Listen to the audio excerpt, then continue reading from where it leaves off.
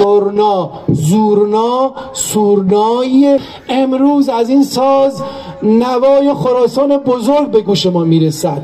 اجازه میدید پس درخواست کنم یه دسته خیلی خوشگل دیگه به افتخار ایران بزرگمون و این فرهنگ کن.